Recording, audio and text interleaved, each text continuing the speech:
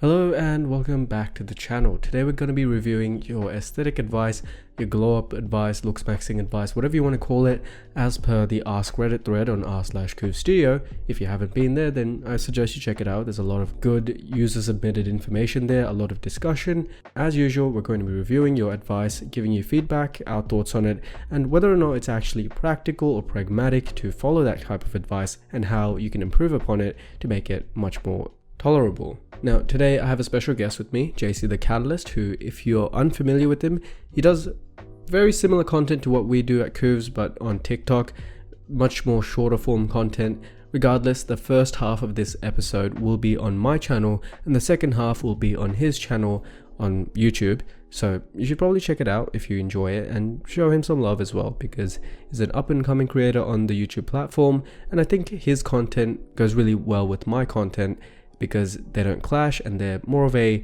as he puts it, his content is more like high school where you get a lot of information on facial aesthetics but not a lot of depth, and my content is more like college where you really go into the deep dives of actual scientific literature. To look your best, I think the following might help. So one, cosmetic surgery. In most cases, a bit of surgery would be needed to correct the area of concern, but most people need to be aware that what looks good on them. For example, if you're white and you get surgery to look more Asian, like Ollie London, then you will look uncanny. Are you familiar with Ollie London? I think You guy that tried to look Korean. Yeah. What are your thoughts on that? I do remember that, and I sometimes he pops up on my For You page, and it's kind of a little bit disturbing, to be perfectly honest. But it can look off. I made a video on it, and I made a video explaining exactly why he can never look Asian like he wants to.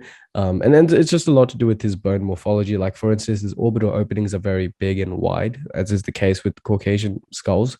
And then with Asian skulls, they're a bit smaller, and that's just genetic adaptation. And for that reason, no matter how slanted or small you make your eyes to look, maybe slanted is not the canthal tilt, you increase the canthal tilt, and you make the eyes a bit more fox-like, that's the fox-like surgery. It will never be the same because his orbital openings are just so big. It kind of just looks like just disproportionate, really. You know what I sometimes think about. I know this is makeup. It's not necessarily surgery, but White Chick. Was it White Chicks the movie? Do you remember that? Okay, White Chicks the movie. Yeah, where they take Marlon Wayans, the Wayans brothers, and they make them essentially quote unquote white.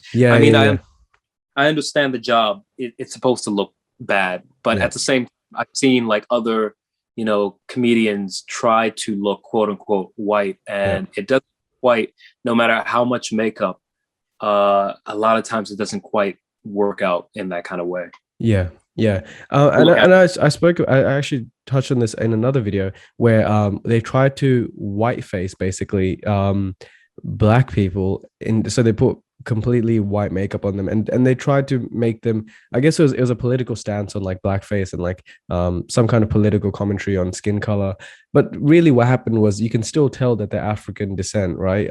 They still look, just because their skin color is different doesn't mean that all of a sudden they become white, and vice versa for even with blackface. And when people tried that with the historical connotation, it just doesn't, your physical morphology doesn't change just because of your skin color. And that's kind of that's such a uniquely American issue that I've noticed.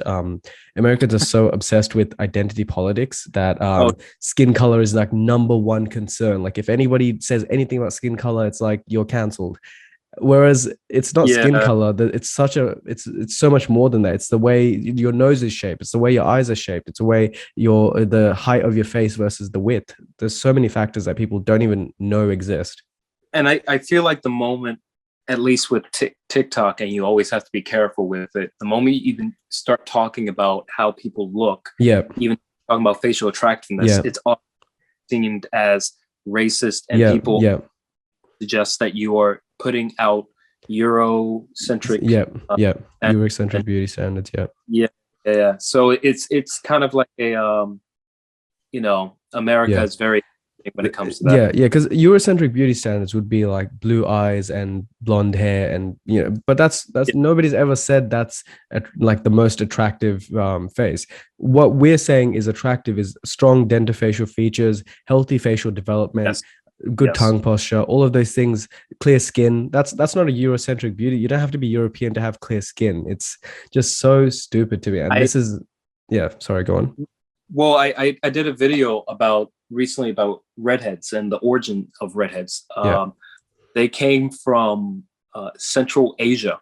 Yeah, that's where the gene was originated. And then they traveled over to where we know where redheads are normally at. But people just couldn't believe that they originated somewhere that wasn't that wasn't just straight there in Scotland, whatnot. Like they just popped up out of nowhere. They just popped out of the ground.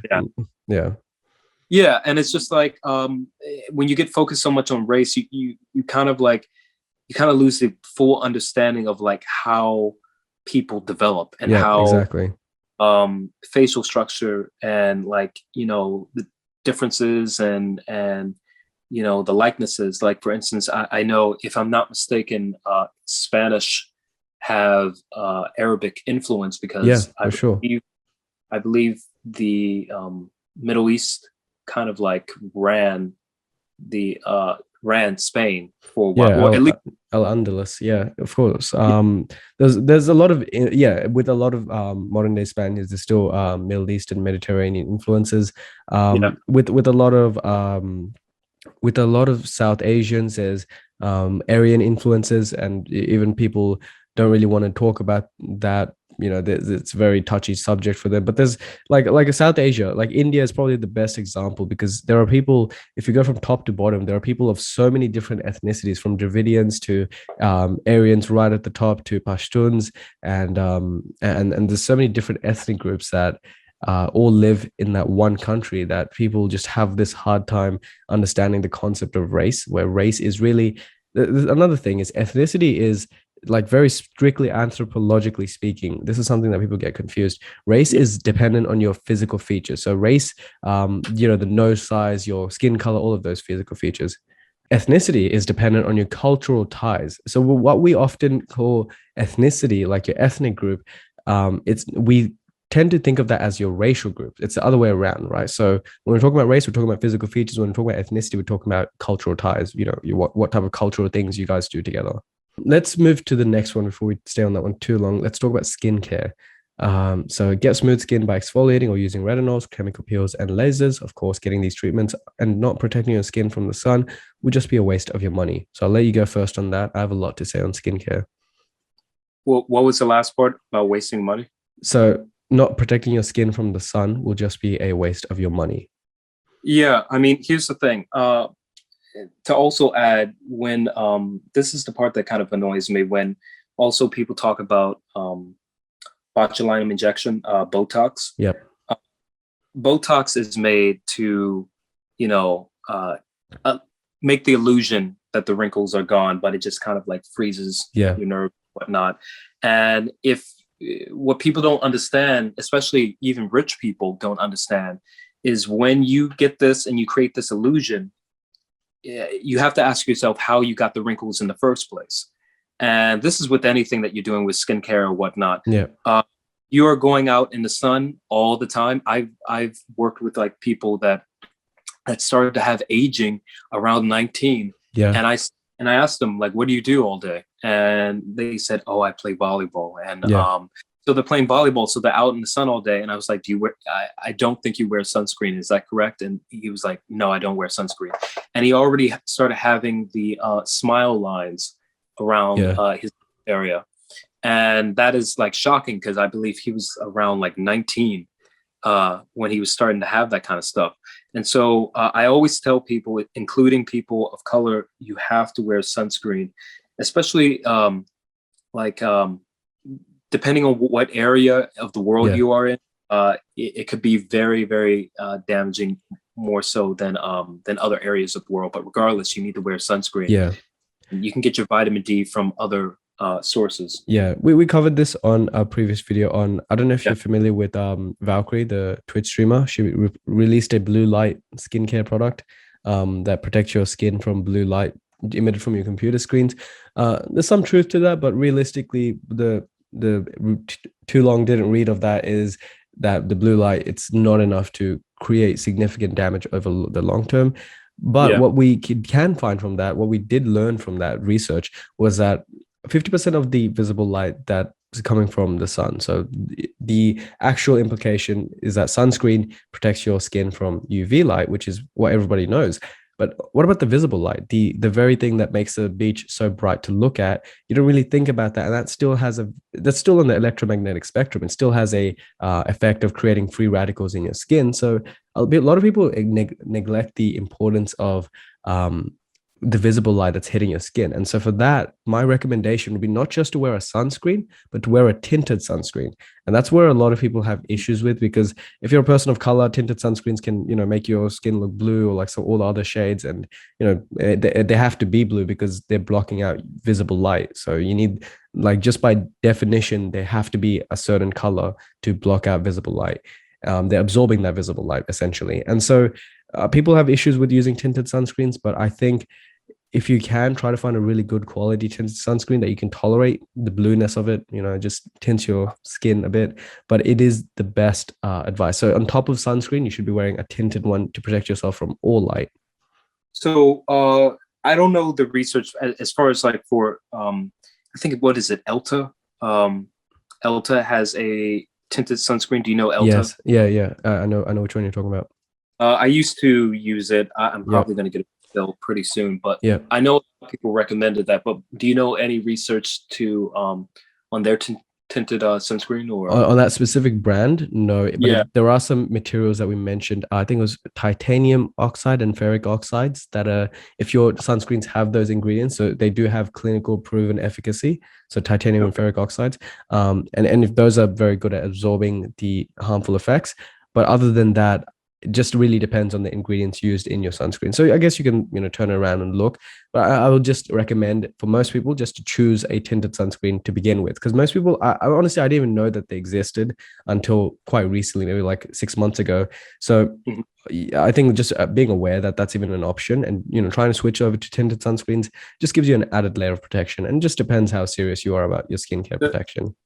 The one thing I would say I regretted that I did for a while was I would, because I was a person of color, I would bike ride around for years with no sunscreen, just completely outdoors in the sun. I don't know what it is about California sun, but you get really tan very quickly. Yeah, I mean, they don't call it the Sunshine State for nothing. Yeah. And so I did this essentially for, not 9 years. I would say maybe about 7 years. I would be outdoors with no sunscreen whatsoever. And so I started to, because I'm very self-aware, I started to see some aging happen. Yeah. And luckily I stopped it from going further. Yeah. Obviously, so would you say that you have any significant wrinkles or anything noticeable, or is it pretty much all clear? It's not necessarily, it's a little bit of under eye wrinkles, under the eye area. Yeah. And, for a lot of my life, I had a lot of bad sleep habits. So my body can't even recover properly because of the long-term damage of doing that. And so I started seeing some like hollowing under the eyes and stuff like that. And when I started seeing that, I was just like, oh no, I got to do something about it. I think proper sleep is like extremely important part of the process. Yeah. With the sleep, honestly, I used to get 8 hours of sleep every day. I think you can probably, depending on your age, probably just push it back, just pull it back a little. Maybe you can even go with 7 hours and still be fine. So people think, you need like 10 hours of sleep, 12 hours of like beauty sleep to look good. I think it's just all in moderation. So so go on. Well, the CDC said they recommend I believe during your teenage years, it is crucial that you get anywhere from 8 to 10 hours of sleep. For sure. And once you are an adult, you have to get a minimum of 7 hours of sleep. That's, Yeah. I believe, what BBC says. Yeah, I agree with that. Like for me, I can't live without getting the right amount of sleep. Or otherwise my day is just ruined.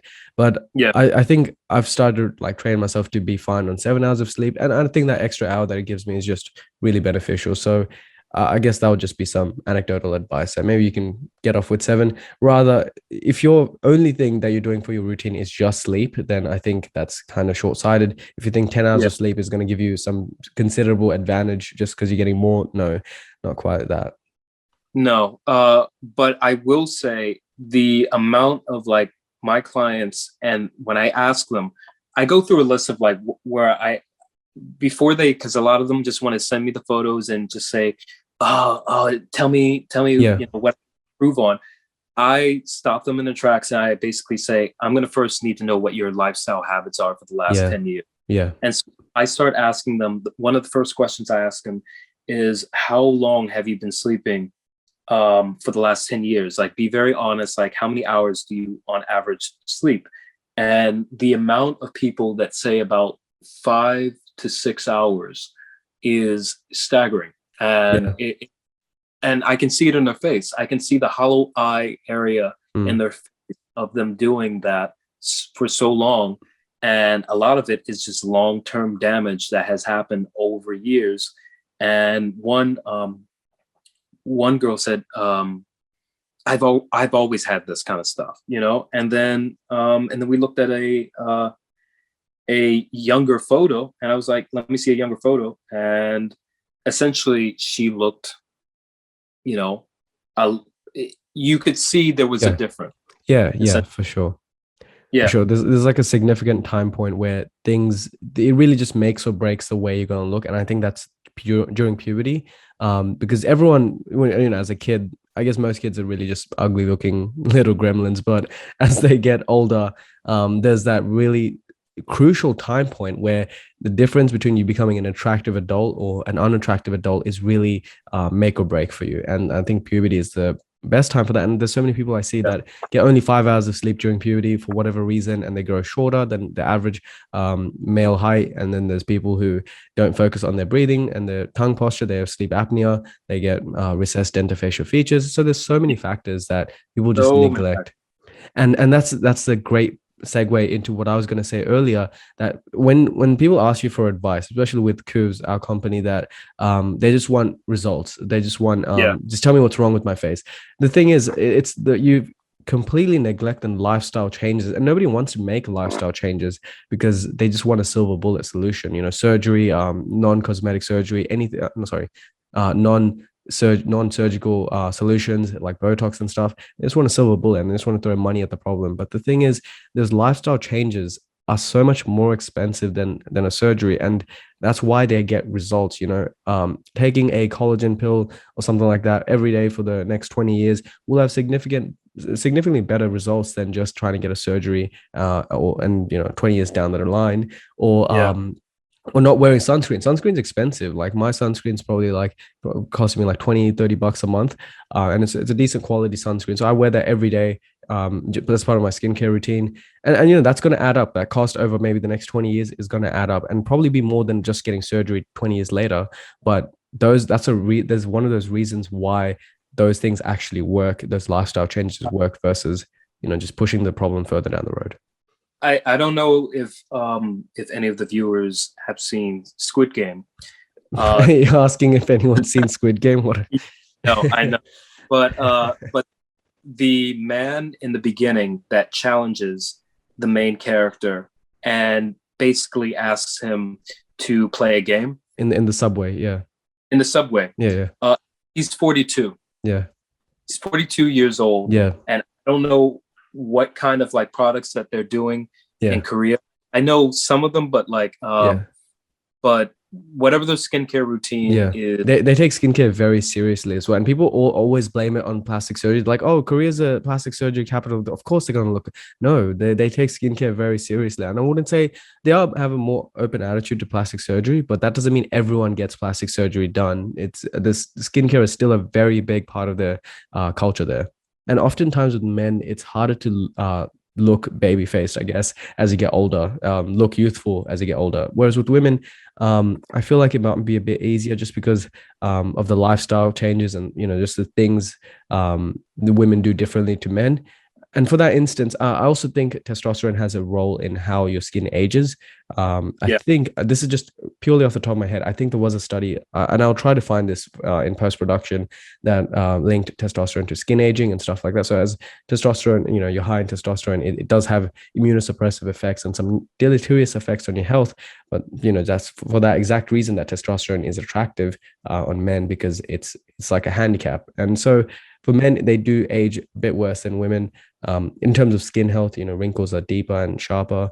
But I think, like, if you can look good as a man in your 40s and 50s, you are so far ahead of the competition. It's Yes. insane. So as a young man in your 20s, if you don't look the best now, that's fine. Just focus on how you can look good in your 40s and 50s, and that you like it's like a exponential curve, right?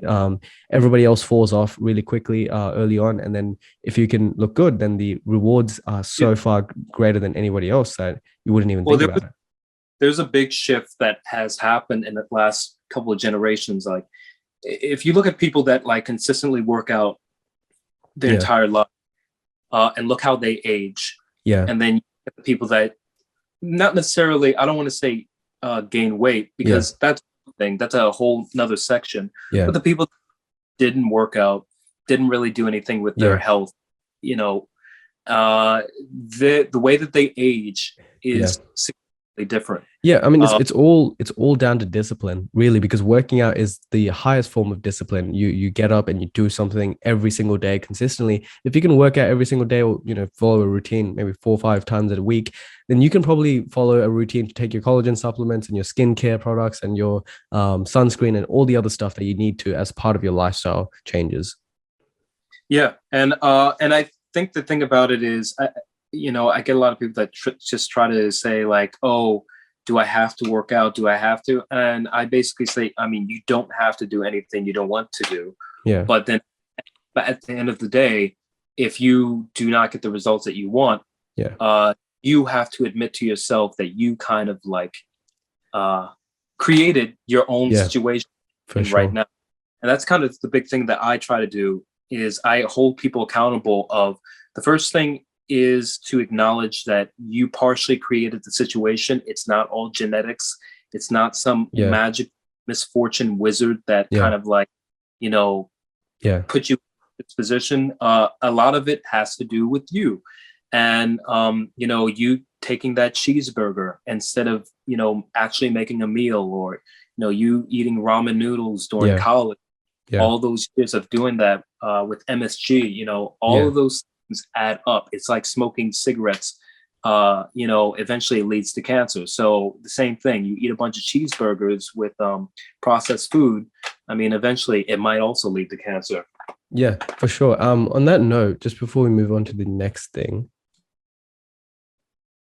what I was going to say is that if you're overweight, we touched on this in another video a while ago.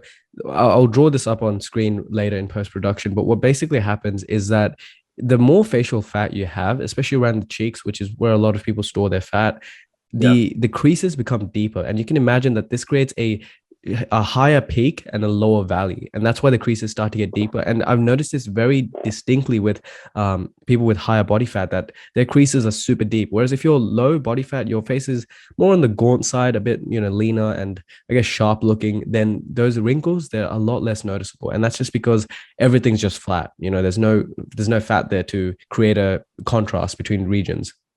Well, the person that comes to mind who lost weight significantly, he already has the creases deep in his face, is Josh from Drake and Josh. Okay. If you pull up a picture on his face, he has very deep wrinkles.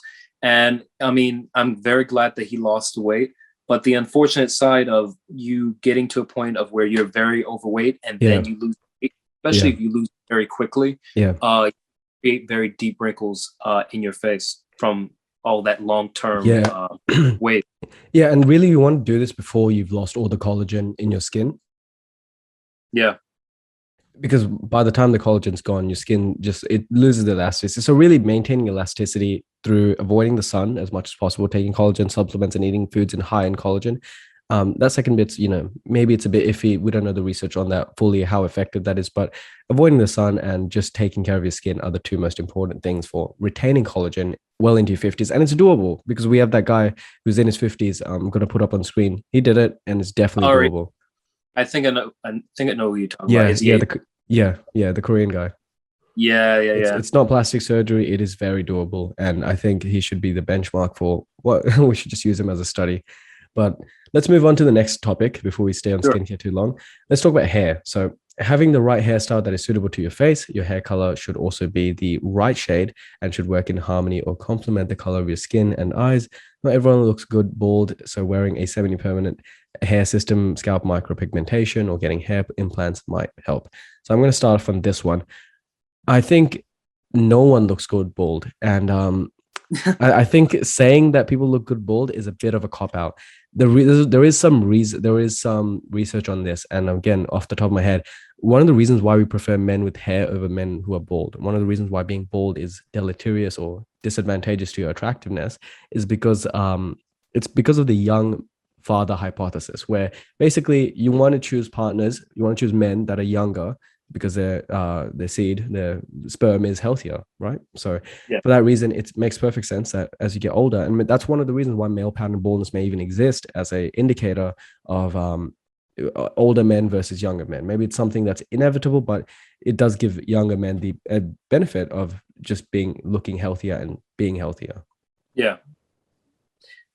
I would say the big one thing that that a lot of people don't take into consideration is not just the hairstyle that you have based off of your face shape, but like, so I would say if your hair looks very dry, it can age you the way at least you look, because very dry frizzy kind of hair compared to like moisture, which kind of like is a very youthful kind of look. Same thing with if you have dry skin, it might kind of give you the illusion that you are older than what you actually are, because you have if you're a female, you could have like drying out makeup that can just make your skin look very dull. For sure. When you have that kind of like moisturized skin, and same thing with your hair, if there's moisture retaining in your hair, that could like help you significantly. Yeah, no, I agree with that. What I also think is notable there is I think rather than the dryness of your hair, because there are people with naturally quite frizzy hair, and I don't think it makes them look particularly much older. I think the thinness of your hair is also very important. So some people have naturally very thin hair. That doesn't mean they're receding or they're losing their hair. It just means that their hair is just, simply thin. It just grew thinner. But if you do have very thin hair, there are some options that, especially it's for both sexes, like hair powders. Are you familiar with hair powders? Like Topic, I think that's a brand. What the brand's name is? Like hair fibers. That's it. What does it do? So it's just like very microscopic hair fibers that because your hair has some static charge to it. Since they're so small, they just bind to your hair. And it gives you the impression of hair fullness. It basically goes in your scalp and gives you the impression of hair fullness. So that's a product you can try. And if you have thin hair, it works wonders for so many people. It is a temporary solution, but I guess so is makeup. So there's so many other things that are temporary things to make yourself look better temporarily. I actually own some kind of topical. So I stopped using it just because after I started doing the PRP treatment and keeps, a lot of it kind of just grew to the point where, I don't really need it. Okay, so just to clarify, you're talking about medication or like topical solution, like some kind of like ointment? Well, I did finasteride and minoxidil. Yeah, okay. So what I'm referring to here is non-surgical, non-medicational. It's just literally hair fiber. So I'll put that up on screen, but if you Google it on your side, you'll see what I'm talking about.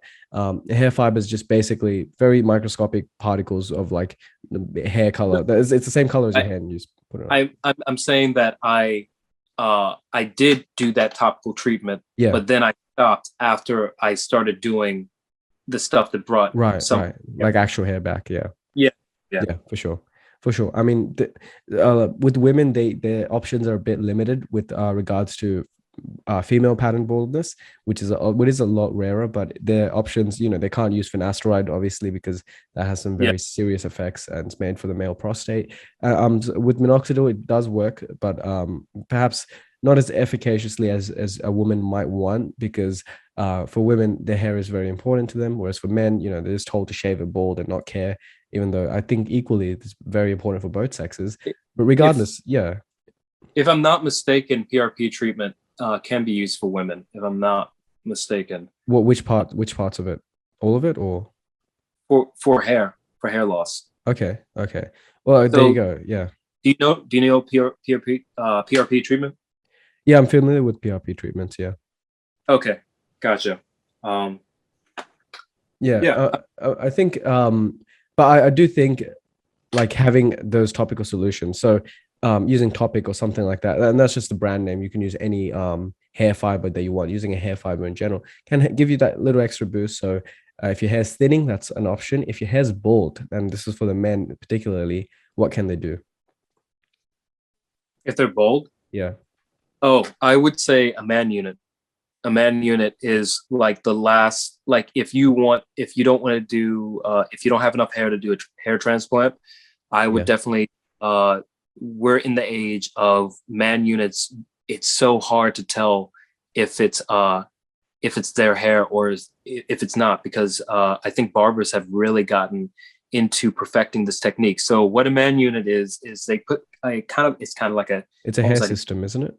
Yeah, it's a hair system that they put on, and then they slowly shave it down to the point of where it looks naturally blending into your own head. Yeah. And I've seen amazing jobs done by different barbers, but you have to get someone that knows what they're doing. Is it waterproof? Some are, but like don't go in the I think you should go in the pool. You know what I mean? Yeah. Is it sweat proof then? Because surely your head would sweat. Yeah, it is. Some of them, depending on the unit, it can be like 2 months, I believe, 2 months, and then you have to reapply and stuff like that. But like, if it's a cheaper one, it's going to be a lot. You know what this tells me? This tells me, gentlemen, please try to save your hair. Don't go to the effort of having to get a man unit every 2 months. Just try to save your hair. Get on medication if you need to. Yeah, it's not cheap. It's like $250 if I'm not mistaken. And I personally, I'd just always be concerned that people would just expose my fraud. They'll just tug on their hair and it just comes off. Yeah. You know, some of them are very, very close to the head. It doesn't even compare. Like I was saying this the other day, I'm on finasteride and minoxidil, and my hair is perfect, like literally juvenile hairline. And maybe not juvenile, it has some temporal recession, maybe like just a little bit, just a maturing hairline. It looks perfectly fine. But MPD does run in my family, so I'm just taking it as a preventative. My mom's side of the family, all of them have baldness. Yeah. And then your father's side of the family has recession, like thinness. But when I started noticing the thinning of hair, I immediately was just like, nope, I'm going to do something about it. Yeah. And the biggest thing that I would say for guys that you have to be very, very aware of, never, and this will lead you to going bald. And it's not what you think it is. Yeah. It will be your friends and your family that will eventually lead you to going bald, because normally what a lot of guys do sometimes, because you're going to be the first person to notice you're losing your hair. Yeah. And people aren't going to necessarily notice that kind of like detail. Yeah. And so go to your friends and family, you're saying, I think I'm balding. And your friends and family don't necessarily, see you in that kind of way of like looking a bit of your hair. Yeah. And even if they do, they just don't care enough to tell you, honestly. They don't care enough to tell you. I had a friend, none of my other friends wanted to tell him. Yeah. And I was like, I can't let this happen. And I told, and it was like the first time that anyone has told him that. And I did the exact same thing. There's just something wrong with both of us. and he seemed shocked. He was like, what? Are you serious? And I was like, yeah, I need to be the one to tell you. And you have a very kind of like window of where you can like keep as much hair. Yeah, really. Previous podcast, but unfortunately he listened to me and then he stopped listening to me, because he said, I think it's fine. And then all of that hair and the progress that he made of Yeah. like keeping hair, it all falls out when you stop using it. Yeah. And then that's even more mentally damaging. Like now you just think you're really just balding. And then if you keep going back and forth, it's not as efficacious anymore. Yeah. And if I'm not mistaken, I don't think it grows back Yeah. to the same Yeah. density Yeah. as it was originally when you were keeping it. Yeah, yeah. Like a lot of men have concerns with finasteride because I think the side effects are overblown with any kind of medication. I've always just been the type to just take it and not really worry. Like I'll deal with it if it happens. Yeah. That's just my It's mentality. it's ED what everyone is Yeah, worried about. yeah, yeah. I mean, yeah, that's I guess maybe that could be the case. Personally, I haven't really experienced any of those side effects yet, so fingers crossed. But I think Yeah. I do think that it's kind of overblown, and also that the importance of hair is understated. I think it's very understated because men who can have their hairs in their 40s, perfectly healthy hairline, it's just such a comparison. Like bald men aren't even considered anymore. They're not even considered sexually desirable anymore. As blunt as that sounds, and I see this a lot. Like a lot of women on Tinder don't even consider bald men anymore. And I'm sure there's gonna be comments like, "Yes, I love bald men." And okay, tell me when was the last time you saw a bald model running the runway? Okay, so and don't give me the example of Jason Statham and Dwayne Johnson. Those are two examples, and I still think that they would look better with hair as well, because they just have very masculine features. I still think they would look better with hair. I think people are just used to seeing them bald, so they've become poster children for being bald and For rocking being it. bald. Yeah, but I don't think that's a justification, and I think it's a very much a cop out. Just like with weight loss, people would say, "Oh, healthier every size." Just like with skincare, oh, aging is a natural process. It is a natural process, but aging prematurely, that is not a natural process. Yeah. Prematurely, by definition, is not natural. Um, I would say that this is another problem, and this is why I wanted a safe space for men to like talk about this kind of stuff. The Larry David hair style is not a good thing. yeah, If anyone knows who Larry David is, he's like a comedian and he yeah. wrote Seinfeld. He has that classic like basically bald on the top and just He's got hair on the the. little island thing. Is that him? Yeah. Yeah, Yeah. So it's just like, this is kind of like the thing that men, when they try to hold on to the one last thing that they feel like they can hold on to, but it gets to a point where it's just it's like, too little, too late. Yeah, it's little too late. And at that point, and this is why I say, if it results to the point of, and whoever's listening to this, if you are past the point of like no return, of like it's pretty much gone and you can't even do a hair transplant, then that's the time where a man unit will have to be the option. And the more time you spend on not doing prevention, the more expensive on keeping up these things they get. I don't want to pay yeah. $200 Yeah, for every. sure. You sure Yeah. you make the sacrifices early on and they pay dividends later on. Another factor to consider, well, with men, it's not all gloom and doom. When you do start to lose your hair, the increased DHT does help with secondary male characteristics like hair growth all over the body. So I don't know if people like that or don't like that, but it does help with beard growth. So it's kind of inversely proportional. As you lose your hair due to DHT sensitivity, you gain beard hair due to increased DHT uptake. So for that reason, bald men can most often than not grow a beard, and that does help with your masculinity. I suppose you can, if you're bald and you don't have a beard, then you're kind of just screwed. You just look like a baby. But if you a Yeah. round-headed baby, but then if you can grow a beard, it's not all doom and gloom. So I think saying to not shave your head off, to not shave the hair off, and then go with the man unit. I don't think a lot of people are gonna like that advice, and the consider of a man unit. It's just there's just too many lifestyle factors that make it difficult to maintain a man unit, like cost. What if it comes off? I can't run, I'll sweat, I can't go in the water. There's so many different factors that'll make it difficult to go with the man unit advice. So if you're in that case, but you can grow a beard, then you might as well just shave it off, or get micropigmentation and have the illusion of a buzz cut. Just a reminder that this episode does continue on. There is more content that we did record, but it's on JC the Catalyst YouTube channel, just to make it fair for him, because he did join us on our channel, so it's only fair that he gets some content to work with on his channel. So I recommend that you all go and watch the rest of this episode over there.